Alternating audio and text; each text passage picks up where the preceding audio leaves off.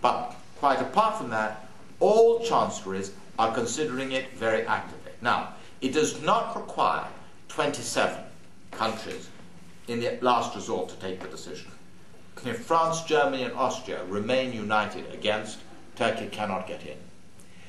But notice, on the whole, socialist parties in Europe are more in favour of Turkey coming in than conservative parties. Britain being an exception to that, they're equally, socialists and conservatives, equally in favour.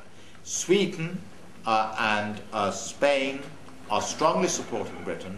There are enough countries strongly supporting Britain that if Turkey starts again doing what it did in 2001, 2002, 2003, 2004, and getting itself prepared for the European Union and a settlement of the Cyprus problem would unquestionably count as a major move in that direction, then the Turkish accession process will continue, however slowly, but it will continue. Okay, can you tell us what your name is and ask your question? Kevin Featherstone from the LSE.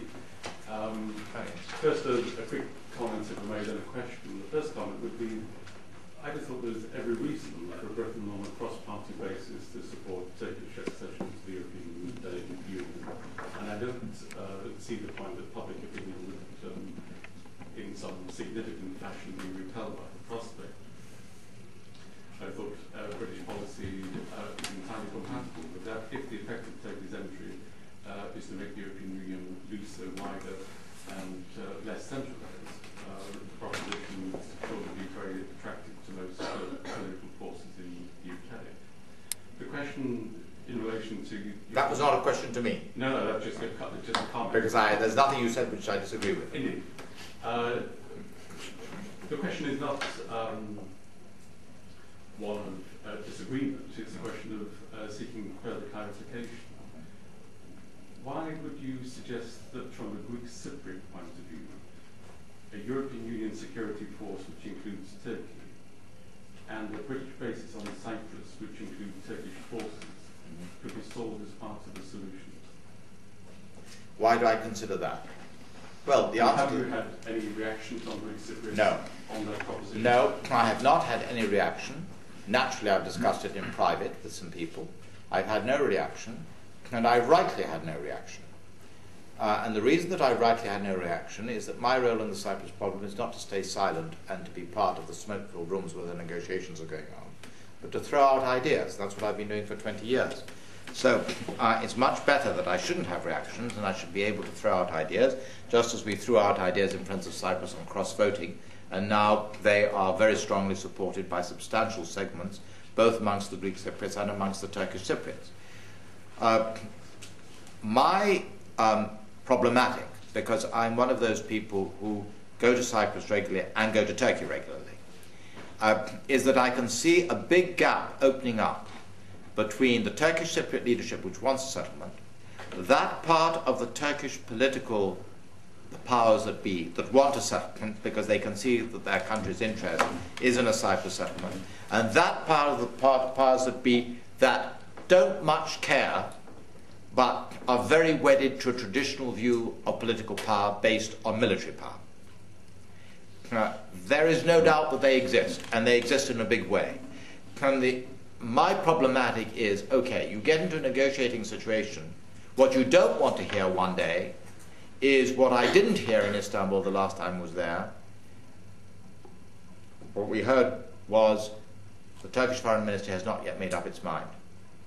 If we had heard the Turkish foreign ministry has made up its mind and it is no, that would be the end of the story.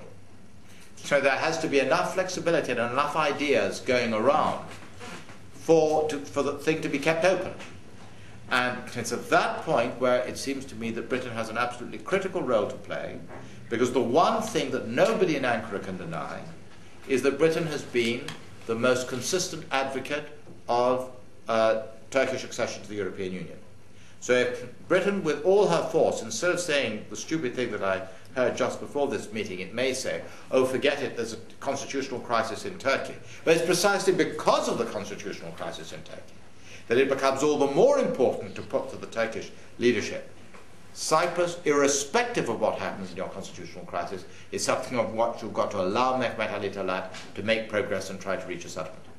I can certainly see that's a strategic opportunity. What I can't see is why, from the Greek Cypriot community, these two propositions would seem to be more attractive than the referendum campaign and the plan. Well, let me reply to that. It's very simple. It is an entirely different thing to have the Turkish army on Cyprus under Turkish command, which means that the moment the Turkish General Buyukhanit or General Bazbug, he doesn't even require Mr. Erdogan or whoever is Prime Minister in Turkey. It only requires the military to create an incident, and you have a major problem on your hands. And my own briefings, not from Turkish, nor from Greek sources, nor from Cypriot sources, from international sources, are that those forces are in attack mode, which means that they are so placed as to be able, within a very short period of time, to move forward and occupy the rest of the island. Now, I'm not a Greek Cypriot, but Greek Cypriots are amongst my closest friends. I love Cyprus very, very much. I'm not a Cypriot citizen at all, never have been. But the fact of the matter is, if I was a Greek Cypriot, I would far, far prefer to have a European Union force and a small Turkish contingent within it, which could not move without the command of the Danish, Spanish, whatever it is, commander, and having a Turkish force which could move on the command of General Buyukhanit, or whoever is in General Buyukhanit's position. All the more so, as the way the Annan Plan was expressed, it would permit them not even to move, but simply to take over the north and to divide the country again. And if you have lived, as the Greek Cypriots have, through the experience of being told continually in international fora that they are right, but the international bodies not doing anything to put it under Chapter 7 of the United Nations setup, why should they believe that when such a thing happened, they would do it then? Of course they wouldn't. And that would be the end. It would be the partition of Cyprus, finally, concluded. And that was an excellent reason for Greek Cypriots to vote no in the referendum. Under what I've been suggesting here, that would not be the case. So I think there is a good reason. Why would it not be? It's okay. You look as if you disagree. Why would it not be the case?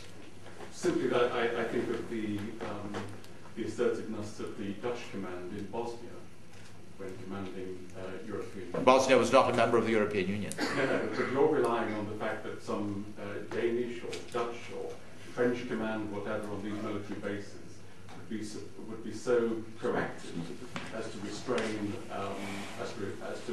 Turkish forces. No, he wouldn't need to restrain Turkish forces. In the middle of a crisis. All he would do would to say, our European Union forces act in such a way that you cannot divide the island, which would have been forbidden by the settlement anyhow. He would be acting in accordance with the settlement. It is a totally different situation.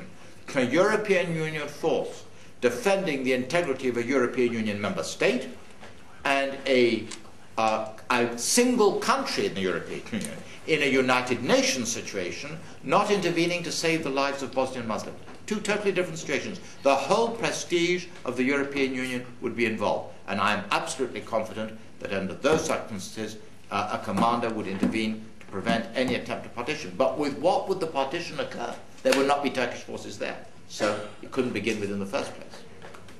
Next question.